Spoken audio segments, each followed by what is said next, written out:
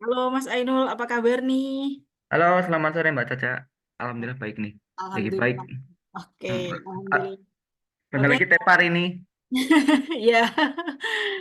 Mas Ainul, sebelumnya makasih banyak ya udah meluangkan waktu untuk join di Amazing Academy ini kali ketiganya Mas Ainul ikutan Iya, jadi mentor di Amazing Academy tentang landscape fotografi. Mungkin teman-teman di sini ada yang sudah pernah join kelas sebelumnya ya.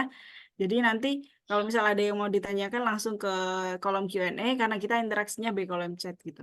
Oke Mas Ainul kalau gitu untuk mempersingkat waktu, waktu dan Zoom Caca persilahkan. oke siap. Oke, Bismillah. Assalamualaikum warahmatullahi wabarakatuh. Selamat sore untuk para teman-teman yang hadir ya. Para teman-teman yang dari Pulau Jawa ataupun yang dari luar Pulau Jawa. Yang belum kenal dan sudah kenal ya. Yang belum kenal salam, salam kenal. Untuk sebelumnya saya perkenalkan diri ya. Untuk nama itu seperti nama Instagram yaitu Ainul Budi 99, cuman biasa dipanggil, kadang ada yang manggil Ainul, kadang ada yang manggil Ipin, kadang dan lain-lain banyak banget. Tapi kalau teman-teman fotografer itu manggilnya Mas Ainul ya. Jadi kalau kalian pengen manggil, manggil aja Mas Ainul gitu. Nah, terima kasih untuk para teman-teman yang udah gabung ya. Kali ini kita akan eh, sebenarnya kita bakal sharing-sharing ya, bukan bukan saya menjadi guru atau gimana gitu, tapi kita sharing-sharing.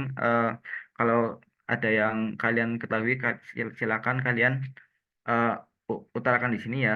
Dan seumpama kalau ternyata dalam saya membawakan sharing-sharingnya agak salah, silakan bisa diperbaiki ya. Oke, untuk sharing kali ini itu adalah landscape fotografi atau eh, fotografi pemandangan. Saya share screen ya, Mbak.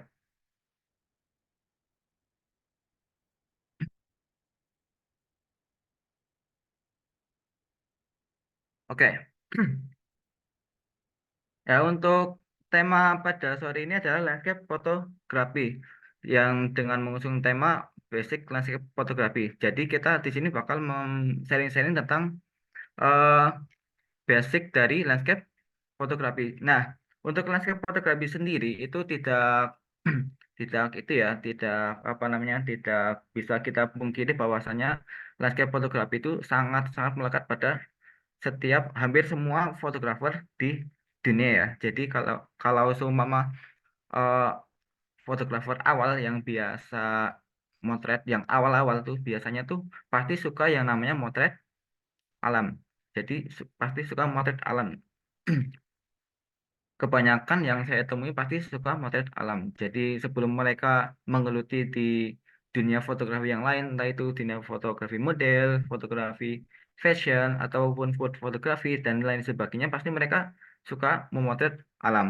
Nah, jadi nggak bisa terpungkiri lagi, hampir semua fotografer itu suka motret alam. Nah, sedangkan motret alam yang benar itu kan pasti ada ilmunya. Jadi segala sesuatu pasti ada ilmunya. Entah itu fotografi makanan, fotografi potret, human interest, dan street juga pasti ada ilmunya. Nah, ini sekarang saya akan membagikan dan kita sharing-sharing tentang eh, basic landscape fotografi. Jadi landscape fotografi dari awal-awal, yaitu pokoknya basic banget. Kalau seumpama kalian yang sudah pernah join di kelas saya di Amazing ya, mungkin udah tahu karena ini foto apa materinya itu hampir sama kayak yang pertama kali saya share gitu ya.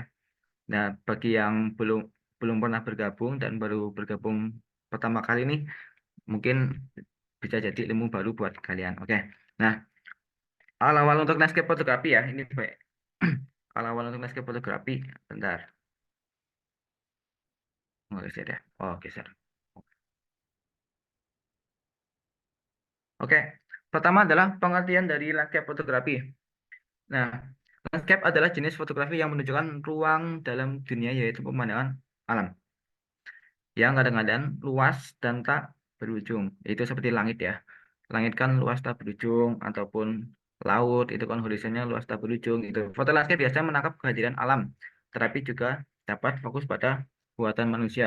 Nah, untuk Objek foto landscape sendiri ya, itu fotografi landscape itu umumnya melibatkan daily fotografi dengan fitur alami dari tanah, langit, perairan, dan dari kejauhan. Meskipun ya beberapa landscape mungkin melibatkan objek pemandangan di dekatnya, seperti seperti kadang batu yang di dekatnya, ataupun ranting-ranting, rumput, dan lain sebagainya. Nah, kadang juga sangat dekat. Jadi kayak foreground tuh biasanya untuk jaraknya tuh sekitar 1 meter sampai 5 meter. Kadang kadang kadang juga ya ada yang cuma 1 meter, setengah meter gitu. Itu untuk fotografi landscape. Lanjut. Nah, objek objek foto landscape itu bisa bisa jadi pemandangan buatan seperti ladang pertanian. Satu pemandangan buatan seperti ladang pertanian ya, kebun buah dan arsitektur. Semua itu bisa menjadi landscape. Fotografi landscape jika disajikan dengan gaya artistik. Jadi disajikan dengan sebuah seni ya. Contoh kayak sawah nanti disajikan tentang teksturnya, terus seperti arsitektur kita menyajikan dengan penataannya yang bagus, terus lighting lainnya dan lain sebagainya. Ini bisa jadi objek foto landscape. Jadi sebenarnya itu foto landscape itu kalau orang luar itu banyak yang bilang kalau foto landscape itu adalah pure alam. Jadi nggak ada sentuhan lain seperti sentuhan manusia, yaitu seperti bangunan-bangunan dan objek manusia dan bahkan objek binatang. Itu kalau orang luar. Tapi tapi yang namanya seni ya, itu kita tetap bisa memasukkan sebuah elemen-elemen lain seperti entah itu orang atau entah itu arsitektur dan lain sebagainya. Asal satu, kalau semua kita memasukkan orang itu untuk orangnya tidak mendominasi dari frame tersebut. Itu untuk objek foto landscape. Nah, untuk jenis-jenis atau style landscape fotografi sendiri itu ada 3 ya. Nah, ini jenis-jenis yang sering dipakai oleh landscaper dari Indonesia maupun dunia. Ini mungkin bisa buat referensi-referensi saat kalian jebret. Nah, untuk jenis-jenis atau style landscape fotografi yang pertama itu ada representasi. Seperti namanya ya, representasi. Jadi fotografi landscape representasi adalah mempresentasikan atau menampilkan pemandangan secara alami dan realistis. Nah, istilahnya itu adalah what you see is what you get.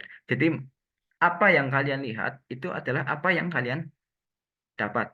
Itu apa yang kalian lihat, apa yang kalian dapat. Jadi untuk representasi sendiri ini biasanya diambil ketika momen eh, daylight atau momen di antara kalau pagi itu jam 7 sampai kadang sampai jam 9, kalau sore itu sekitar jam 3 sampai jam 5. Ini representasi.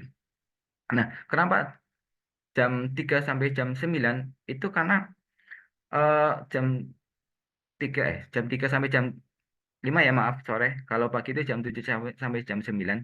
Nah, kenapa kenapa eh, representasi itu sering sekali ambil pada jam-jam itu? Karena jam-jam itu adalah salah satu sebuah momen golden hour, yaitu momen di mana letak matahari itu sangat bagus untuk memunculkan yang namanya dimensi landscape fotografi. Sedangkan ketika kita memotret pada jam 9 ke atas, sampai jam 12 ya, atau sampai jam 3, itu eh, untuk letak matahari itu agak ke atas. Jadi untuk arah pencahayaannya itu enggak terlalu dramatik. Itu fotografi landscape representasi ya. Nah, untuk mengambil pemandangan murni dari alam tanpa adanya rekayasa, hanya saja lebih memperlihatkan framing, pencahayaan, dan komposisi. Jadi untuk fotografi ini tuh kita lebih memperhatikan tentang cahaya pencahayaan kayak tadi ya. Kita mengambil pada jam 7 pagi sampai jam 9 siang, 9, 9 pagi ya, 9 pagi, ataupun jam 3 sore sampai jam 5 sore. Nah, juga komposisi, entah kita bakal memakai komposisi framing ataupun kita memakai komposisi leading line atau dan lain sebagainya, kita lebih menekankan itu di jenis landscape representasi ini. Dan juga lebih memperhatikan framing ya, entah itu gunungnya itu taruh di mana, pohonnya taruh di mana, bunganya taruh di mana, langitnya seberapa gitu. Itu representasi. Nah, untuk jenis-jenis style landscape fotografi ini saya di sini eh, menjelaskan tiga ya. Ini yang nomor satu ada representasi. Lanjut kita ada yang nomor dua. Nomor dua itu adalah impresi. Fotografi fotografi landscape impresi itu membangun mood gambar agar lebih bermakna, menciptakan persepsi penonton berbeda-beda karena bersifat subjektif. Masuk ke dalam jenis landscape fotografi karena fotografi ini mengambil objek dari keindahan alam. Nah, untuk ciri-ciri fotografi impresi ini itu photographers lebih sering memakai yang namanya long exposure atau exposure yang lama. Sehingga apa? Biasanya tuh orang-orang fotografi impresi itu mereka suka dengan memotret air. Karena apa? Ketika kita memotret air dengan teknik long exposure, maka bakal menciptakan mood yang tenang, menciptakan mood damai. Itu fotografi impresi, landscape impresi. Dan juga eh, biasanya untuk impresi itu juga mengambil momen di mana matahari sedang terbit ataupun matahari sedang terbenam. Itu untuk menciptakan mood tersendiri seperti mood semangat ataupun mood hangat atau mood-mood yang lain yang agak cerah gitu.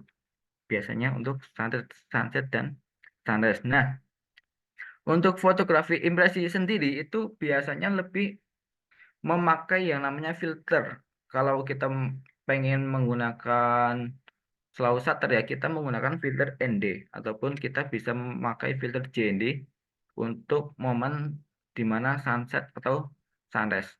Beda dengan yang tadi, yang pertama itu ada representasi itu kebanyakan untuk fotografer landscape untuk menerapkan representasi itu enggak memakai yang namanya filter. Kadang hanya cuma pakai kamera dan lensa doang, lensa dan juga kadang juga enggak bawa tripod gitu. Nah, untuk fotografi impresi ini, untuk kita menggunakan teknik slow shutter, itu kita lebih diutamakan memakai yang namanya tripod karena agar tidak shaking. Begitu. Nah, untuk lanjut nomor tiga itu ada fotografi landscape abstrak. Abstrak landscape fotografi menampilkan elemen pemandangan alam yang membentuk suatu pola, namun tidak terbatas hanya pada pemandangan alam. Nah, untuk kita abstrak sendiri ya, kita eh, lebih memotret atau mengambil momen di mana detail-detail itu terlihat.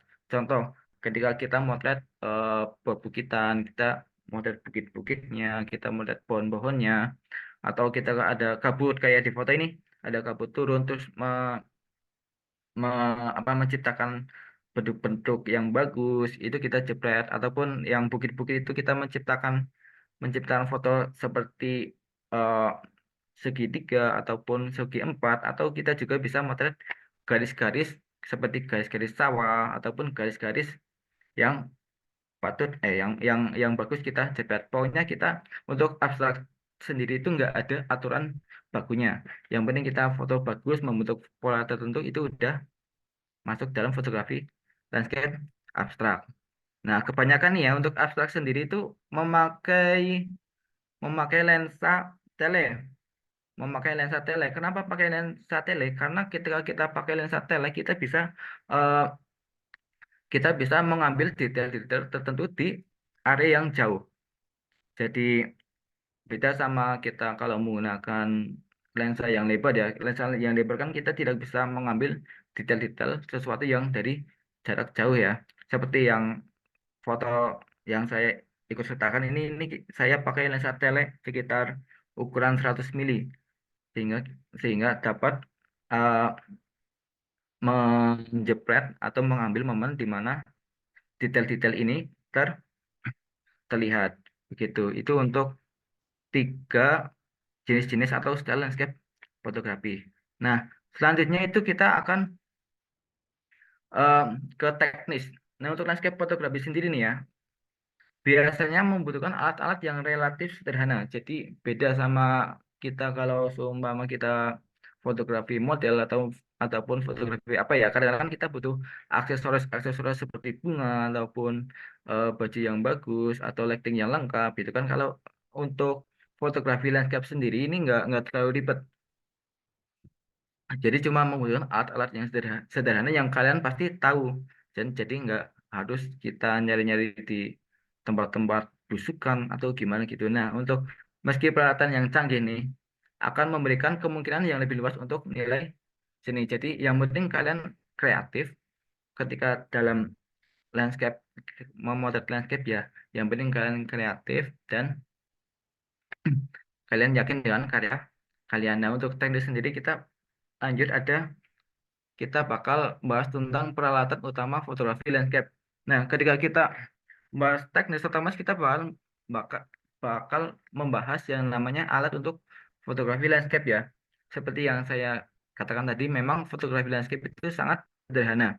Kalau untuk pemula nih, kalian cukup memakai yang namanya ada kamera.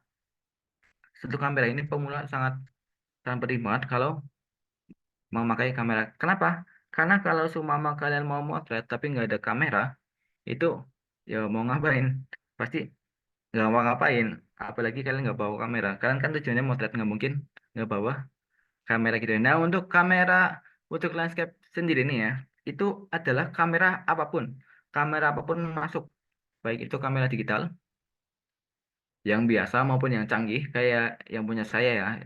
Punya saya kan yang biasa, bahkan kamera analog pun bisa buat motret landscape, dan juga smartphone. Bahkan untuk smartphone sendiri ya, itu udah banyak teman-teman landscaper yang memakai smartphone untuk memotret pemandangan. Itu karena smartphone itu sendiri itu yang sekarang itu udah lumayan bagus untuk memotret pemandangan ya. Tapi dengan catatan itu semakin besar sensor kamera yang kita miliki itu kemungkinan mengambil foto itu lebih detail dan lebih baik dan lebih luas dari yang kecil. Jadi ketika sensornya itu lebih besar itu bakal lebih bagus untuk memotret landscape. Karena apa? Karena untuk kedalaman itu lebih bagus dan detail itu lebih bagus. Itu fotografi landscape. Nah, syukur-syukur kalian punya kamera full frame ataupun medium format untuk menjepret landscape ini karena bakal lebih leluasa ketika kalian editing dan lain sebagainya untuk fotografi landscape ini. Tapi tapi untuk fotografi landscape ini tenang, tidak ada patokan gear untuk memotret landscape. Jadi pakai smartphone pun bisa. Yang penting kalian yakin ataupun kamera yang micro four third sensornya ataupun kamera dengan APS-C. Seperti saya juga memakai kamera APS-C ya, dan hasilnya ya, cukup memuaskan sih untuk kamera APS-C. Hasilnya seperti di feed saya ya, di feed Instagram bisa kalian lihat di Instagram @ainluhuri99. Jadi silakan bisa kalian lihat itu semuanya 90% itu hasil dari kamera APS-C dari Canon. Oke, lanjut. Ada selain kamera ya, pasti kita bakal butuh yang namanya lensa. Nah, untuk lensa sendiri itu lensa wide angle itu umumnya menjadi pilihan untuk landscape fotografi karena memungkinkan sudut pandang yang sangat luas dan lebih luas dari lensa lainnya ya. Syukur-syukur itu bisa memakai ultra wide angle. Jadi eh, lensa yang jangkauannya itu focal length-nya itu lebih luas. Kalau untuk focal length ya, lensa yang luas itu biasanya sekitar 16 mili sampai 35 mili di ukuran sensor 35 mm atau full frame. Itu sekitar 16 35 mili. Ataupun kalau seumpama kalian nggak puas dengan ternyata kurang lebar, berarti itu udah lebar banget. Ternyata kurang lebar bisa tuh kalian pakai yang ukuran 10 mili. Itu bisa, tapi sangat lebar. Tapi untuk penggunaan lensa sendiri, untuk lensa lebar ini tergantung keperluan kalian. Mau bikin komposisi apa, terus lihat medianya seperti apa gitu. Jadi nggak harus pakai selalu lensa ultrawide dan lebar banget. Tapi kalau kalian suka pakai itu nggak apa-apa, pakai aja. Nah, dan juga bisa memakai lensa tele ya. Ada yang pernah tanya ke saya, "Loh, Mas pakai lensa tele bisa nggak?" Loh, akhirnya aku jawab, semua lensa bisa buat fotografi pemandangan, asal kalian bisa kreatif, ataupun kalian bisa menentukan angle-angle yang bagus dan momen yang bagus, itu bakal jadi fotografi landscape. Apalagi lensa tele ya, kalian juga bisa mengambil detail-detail tertentu seperti tadi style fotografi landscape abstrak itu sering kali menggunakan lensa tele. Jadi pada intinya lensa apapun itu bisa kepakai asal tergantung kebutuhan kalian dan juga lihat spotnya juga. Kalau kita lihat spotnya ternyata lebih menguntungkan pakai lensa wide, kita pakai lensa wide. Kalau seumpama spotnya lebih menguntungkan pakai lensa tele, dia pakai lensa tele. Kayak pas kalau kita mau motret Merapi ya, motret Merapi kan pasti dari kejauhan. Nggak mungkin kan kita motret Merapi yang lagi lavanya turun tuh dari dekat. Pasti pakai lensa tele. Itu bakal kepake banget kalau kalian punya lensa tele gitu. Nah, untuk lanjut, alat pendukung landscape fotografi yang lain. Itu satu ya, ada tripod. Nah, ini tripod itu sebenarnya opsional ya, cuman ini sangat penting banget ketika kalian memotret landscape yang menggunakan shutter speed yang lambat atau rana yang lumayan lama. Itu tripod sangat dibutuhkan. Karena apa? Karena ini mencegah agar kamera nggak sagging. Jadi kalau ketika kalian menggunakan long exposure, otomatis kan ketika kameranya sagging bakal bakal menghasilkan foto yang ngeblur. Ini fungsi tripod agar kamera kalian nggak sagging. Nah, yang kedua itu shutter release. Shutter release mungkin udah tahu semua ya shutter release ya. Shutter release itu kayak remote yang menyalurkan ke kamera ketika shutter release dicepet nanti bakal kamera jepret juga. Nah, ini fungsinya itu juga hampir sama seperti tripod yaitu mengurangi getaran yang diakibatkan ketika kita mau jepret. Jadi ketika kita mau jepret kan otomatis tangannya mencet shutter tuh. Kalau kita gegabah biasanya itu mencet shutter agak getar dikit. Sehingga apa? Ketika kita mencet shutter agak getar dikit, terus ternyata pakai shutter speed yang lumayan lama, itu bakal menghasilkan foto yang agak sagging. Itu kalau kalian pengen memotret landscape yang tajam nggak sagging gitu. Itu kita butuh shutter release. Yang ketiga ada filter. Filter ini juga opsional juga. Opsional. Itu bisa dipakai ketika sunrise ataupun ketika kita ternyata dalam kondisi pengen menggunakan low shutter atau shutter yang lambat dan shutter yang lama tapi ternyata eh, kekuatan cahaya cahaya di sekitar itu sangat sangat lumayan gede ataupun terang banget itu bisa menggunakan filter. Salah satu fungsi filter itu ya itu ada yang fungsinya mengurangi exposure atau mengurangi stop agar lebih gelap, lebih gelap semua ataupun juga gelap sebagian seperti filler JND. Itu. Nah, untuk nomor 4 ya, itu ada speed light atau flash eksternal. Ini sebenarnya dibutuhkan nggak dibutuhkan juga ya karena ini opsional. Cuman untuk speed light atau kalian bisa memakai option apa ya baterai. Ini speed light itu sangat berguna banget atau penerangan ya bisa kalian pakai senter ataupun apa itu sangat berguna banget ketika kalian memotret malam gelap banget apalagi motret bintang dan kalian pengen objek yang di depan kalian, contoh batu ataupun pohon itu terkena cahaya, otomatis apa? Kalian bisa pakai yang namanya speed light ataupun senter penerang. Nah, juga ketika kita pengen memotret orang dengan pemandangan bintang ataupun pemandangan sunset, sunrise, ketika orangnya itu ternyata masih gelap, itu bisa kalian pakai senter ataupun speed light untuk menerangkan objek. Ini penting-penting nggak penting sih sebenarnya. Lanjut itu ada center. Ini nih ya, center ya.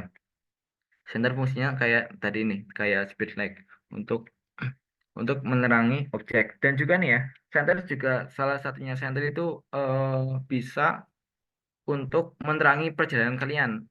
ketika kalian motret sunset ataupun sunrise, otomatis kan kalian akan berhadapan dengan namanya jalan yang gelap. Otomatis ketika kalian punya senter, kalian bisa menyandari jalan lah, ataupun menyandari hantu lah, ataupun menyandari apa. Pokoknya ini sangat dibutuhkan ketika kalian memotret sunset, sunrise, ataupun Milky Way. Karena jalan untuk kita lalui ke spot itu biasanya gelap. Ini sungguh, sungguh sangat dibutuhkan ya ketika kita motret malam gelap lah. Nah, yang keenam itu ada rain cover kamera. Ini juga dibutuhkan nggak dibutuhkan ya rain cover kamera. Nah, untuk rain cover kamera sendiri ini paling sering dibutuhkan itu ketika kita motret di air terjun ataupun motret di apa namanya laut. Jadi ketika kita ketemu ombak yang besar ataupun debit air yang besar, otomatis kan air-airnya itu nyiprat tuh. Nah, ketika air nyiprat kena kamera, apalagi kalau airnya itu air asin ataupun air air apa namanya air laut, maka bakal bisa merusak kamera. Otomatis ketika kita menggunakan rain cover kamera itu bisa diminimalisir ataupun malah bisa mencegah hal-hal yang nggak diinginkan terjadi. Ini rain cover kamera. Oke, lanjut.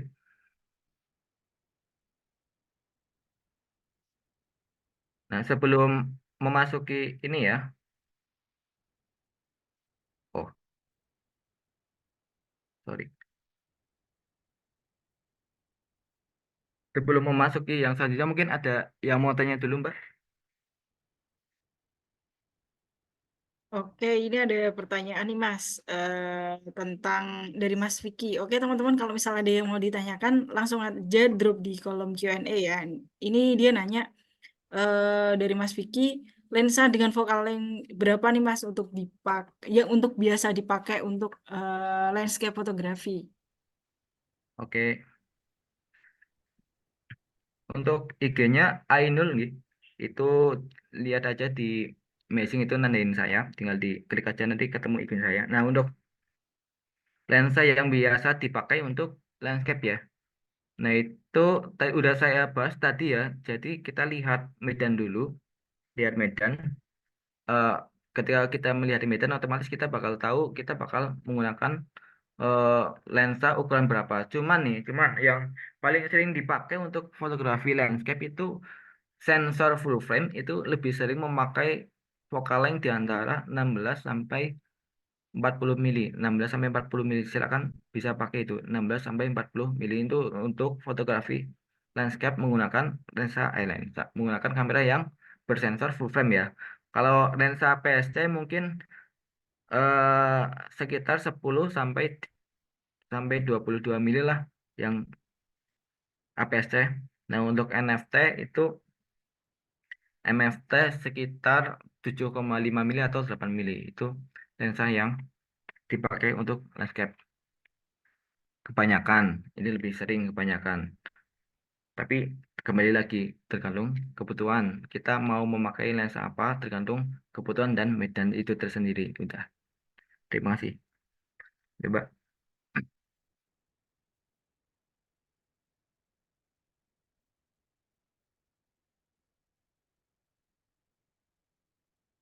Oke, baik. Terima kasih penjelasannya Mas Ainul. Oke, ini mau dilanjut lagi, silakan Mas. Oke, lanjut nggih. Oke, silakan.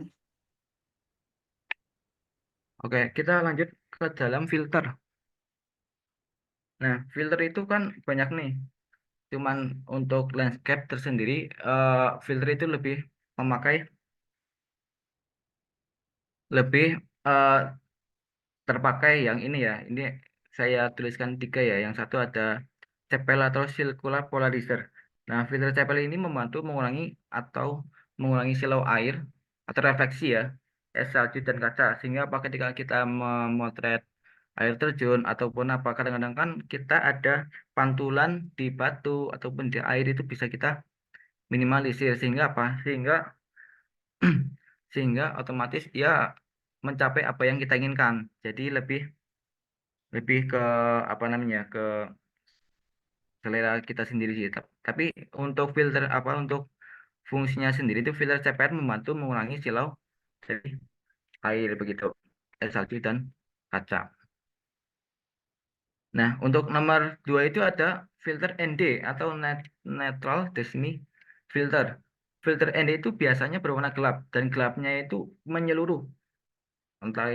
Kalau filter itu kotak, satu kotak itu penuh hitam gelap. Kalaupun filternya itu apa namanya circular, circle atau apa namanya bulat, itu full gelap. Nah, fungsinya itu adalah mengurangi jumlah intensitas cahaya yang masuk dalam sensor kamera sehingga apa ketika kita mengurangi cahaya otomatis lebih gelap dan kita bisa memakai shutter speed yang lebih lambat gitu. Nah, untuk GND yang nomor tiga itu ada filter GND. Ini fungsinya hampir sama kayak filter ND. Cuman filter GND itu bedanya adalah filternya itu separoh. Jadi kita bisa mengurangi intensitas cahaya yang masuk, tapi sebelah doang. Entah itu bisa sisi atas, sisi samping, ataupun sisi bawah. Itu filter JND. Nah,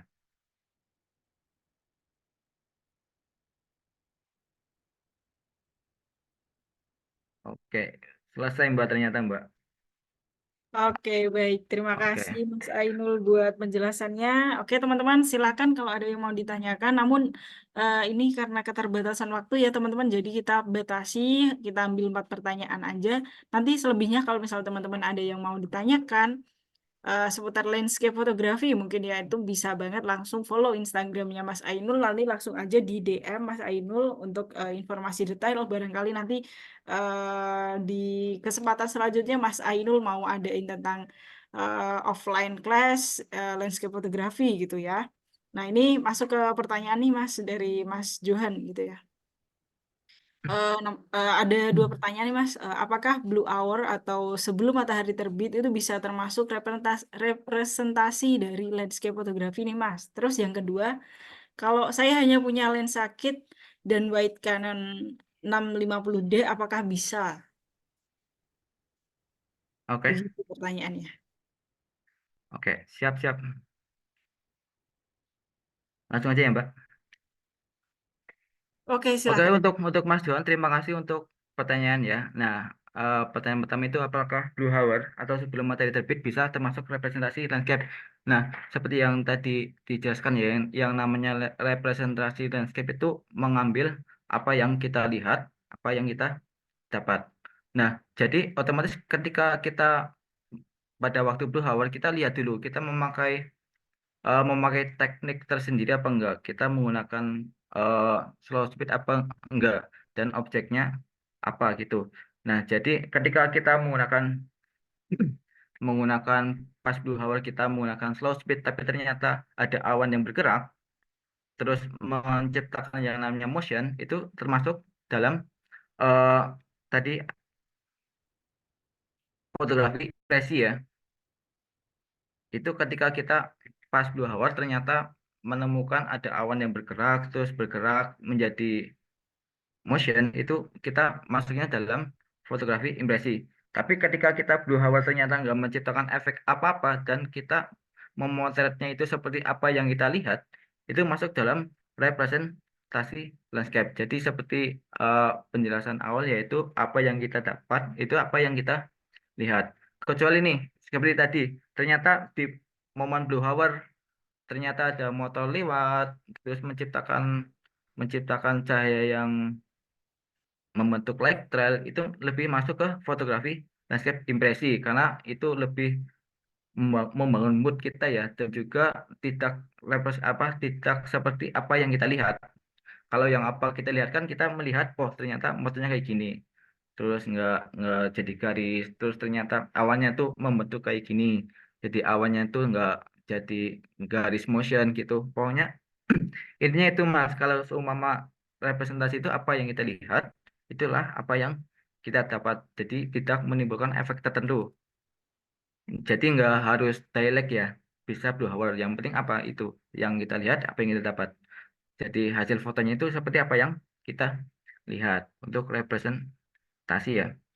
Yang nomor dua, kalau saya hanya punya lensa kit dan wide Canon dan wide, apakah bisa? Bisa, Mas.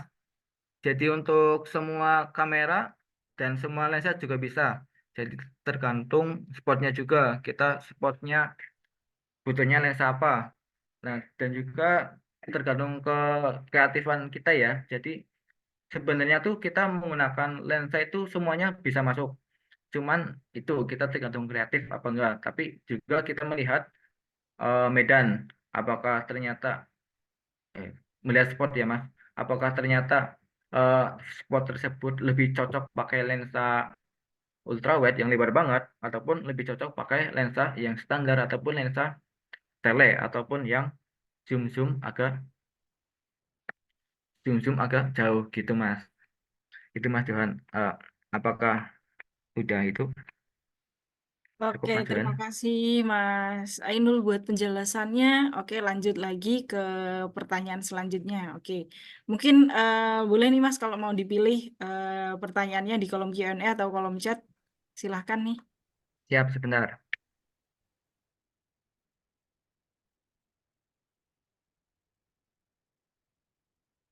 Ya siap. Sama-sama Mas Johan. Ini Mbak Dewi Purwanti nih. Kak, izin tanya, apakah kamera yang kita gunakan buat foto landscape bisa juga digunakan buat foto wedding? Bisa, Mbak. Kecuali kita pakai HP ya, motret landscape-nya nggak, Bu. Nggak bisa pakai untuk wedding ya. Karena biasanya permintaannya pakai kamera mirrorless atau DSLR ya, kamera digital. Itu untuk Mbak Dewi Purwanti. Tapi bisa untuk kecuali foto pakai itu, foto pakai eh, kamera HP. Lanjut, apa tadi? Oh ini, Mas Hendrik, kalau foto landscape harus tinggi F-nya ya? Tinggi, oke. Nah, untuk foto landscape sendiri ini tergantung kita mau pakai settingan apa. Nah, kalau kita ternyata pengen yang tajam semua, itu kita bisa pakai F-nya yang tinggi ataupun aperture yang sempit ya, sehingga kita bisa menghasilkan foto landscape yang tajam semua. Tapi kalau kita pengen kreatif dan pengen menciptakan agak doff-doff dikit, itu bisa kita lebarin F-nya sehingga kita bisa mendapatkan apa namanya background foreground atau kayak objek di depan itu ngeblur dikit sehingga dimensinya lebih kelihatan ya. Nah, juga apa F-nya harus tinggi? Enggak harus juga. Kalau kita memotret Milky Way ataupun eh, bintang, barangkali ada yang pernah motret bintang itu pasti yang namanya motret bintang itu pasti minim cahaya. Otomatis kita perlu yang namanya lensa dengan bukaan yang lebar sehingga kita apa? Kita bisa mendapatkan cahaya yang lebih banyak gitu. Begitu Mas Hendrik. Apakah udah cukup Mas Hendrik?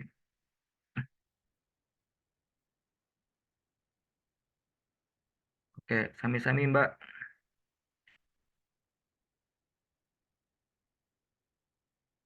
Mbak Caca, apakah saya milih sendiri Mbak?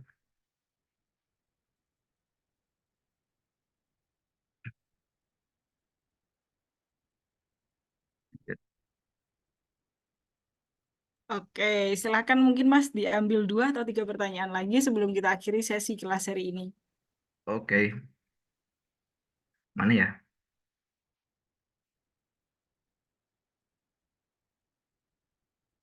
Kalau mau tanya, oh ya, yang dari Mas Chandra Firmansyah, Kak mau tanya, kalau misal peralatan kita baru ada kamera, tripod, sama kamera dengan lensa kit, apakah nanti bisa dapat hasil foto yang bagus? Jawabannya bisa, Mas. Jawabannya bisa. Asal pertama adalah kita eh, tahu yang namanya momen momen terbaiknya. Entah itu kita datang spot, kita nyari waktu momen terbaiknya. Jadi, apakah kita datang spot bagusnya sore ataupun kita bagusnya siang ataupun kita ke sana bagusnya itu pagi. Itu tergantung spot. Nah, ketika kita bisa mendapatkan momen terbaiknya, maka foto kita bakal lebih dramatik, pokoknya lebih memuaskan. Nah, dan juga Kalau ada kamera, hanya ada kamera tripod udah cukup banget Mas. Apalagi kalau cuma lensa kit kayak yang seperti saya tadi bilang ya, semua lensa masuk tergantung pada spotnya sendiri itu membutuhkan lensa mana. Ketika kita memakai lensa kit, otomatis kita bakal nyari spot yang memang kita pakai lensa kit itu bagus. Nah, untuk lensa kit sendiri itu termasuk lensa yang lumayan bagus Mas, dan juga lumayan tajam ya itu lensa kit. Itu Mas Chandra Firmansyah. Pertanyaan kedua, siapa ya? Kak, kalau pakai lensa fix 50 mili f1.8 apakah bisa, Mas Gunawan Hendro? Bisa, Mas. Kayak tadi ya, lihat lihat apa namanya? Lihat spot itu bagusnya pakai lensa mana. Kalau seumpama ternyata bagusnya pakai lensa fix 50 mili, maka bagus-bagus saja, Mas. Saya ada tuh di Instagram ada yang saya pakai lensa fix 50 mili itu ya hasilnya lumayan bagus juga. Yang penting itu kita lihat spot dulu, kita spotnya itu bagusan pakai lensa apa. Tapi kembali lagi yang biasa dipakai, yang sering dipakai itu lensa yang lebar, ukuran 16 sampai 35 kalau kita lihat full frame. 35 atau 40 lah masih masuk. Itu full frame ya. Kalau untuk lensa fix 50 mili itu masih masuk, tapi tergantung spotnya. Bagus nggak pakai lensa itu begitu. Lanjut, Mas Iqmal, untuk landscape harus pakai file RAW. Ya untuk file RAW itu tergantung kita ya, kebutuhan kita apakah cuma sekedar koleksi koleksi galeri ataupun untuk editing dan lain sebagainya. Tapi kalau seumpama pakai file RAW itu banyak untungnya. Kenapa? Karena ketika kita memotret landscape itu kita bakal bertemu yang namanya kontras tinggi, yaitu highlight yang deras dan shadow yang lumayan shadow yang gelap banget itu ketika kita ketemu landscape. Maka dari itu ketika kita menggunakan file JPEG itu kekurangannya adalah warna yang ditangkap oleh kamera itu kurang, warna dan pencahayaan detail-detail itu warna masih kurang. Jadi ketika kita memotret landscape pakai RAW itu bisa lebih memaksimalkan di editing. Sehingga apa? Highlight yang terlalu tinggi bisa kita recovery ataupun shadow yang terlalu gelap bisa kita recovery juga. Tapi nggak harus pakai file RAW, nggak harus. Tapi ketika pakai file RAW itu lebih banyak untungnya. Cuman eh, ruginya itu file RAW itu gede, bisa nyampe kadang 100 MB, 80 MB gitu. Itu ruginya. Tapi keuntungannya itu bisa lebih luas ketika kita di editing begitu. Oke, baik. Terima kasih Mas Ainul buat penjelasannya. Tak terasa ya teman-teman udah hampir jam 3. Kita join di kelas landscape fotografi. Oke Mas Ainul, aku juga mau ngucapin terima kasih juga buat Mas Ainul dan juga teman-teman yang udah stay.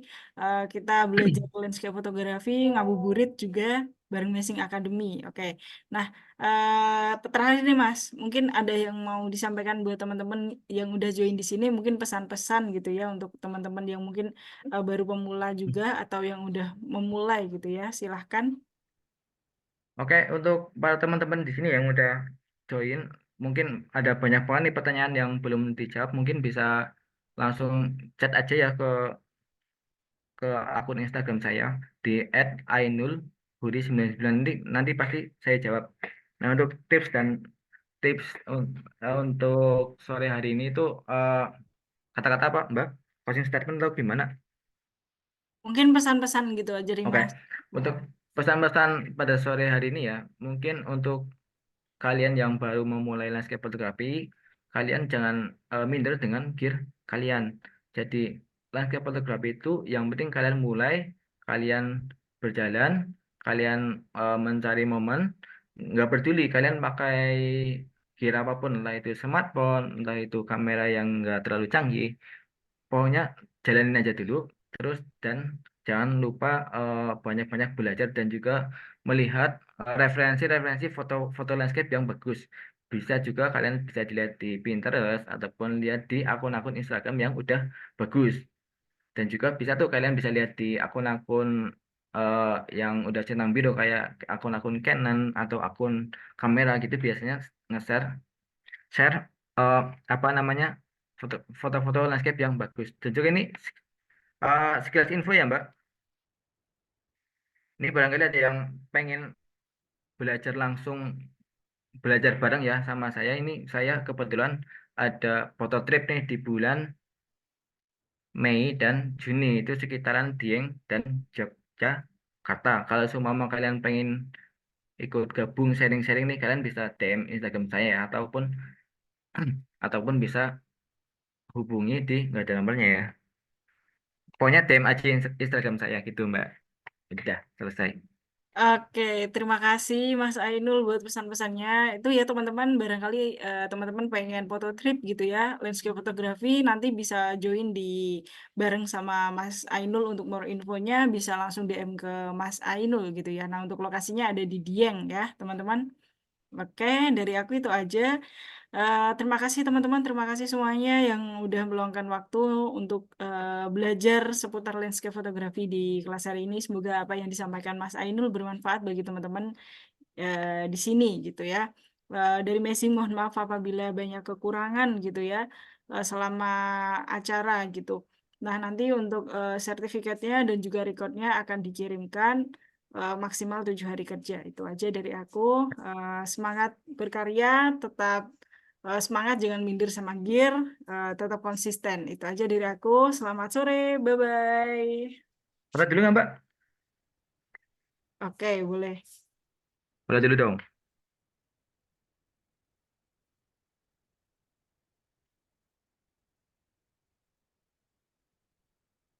Oke.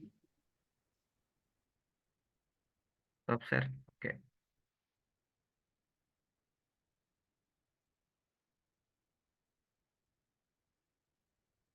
Ini pesertanya nggak bisa muncul, Mas. Jadi mungkin apa namanya nampaknya cuma Mas Airul sama Caca.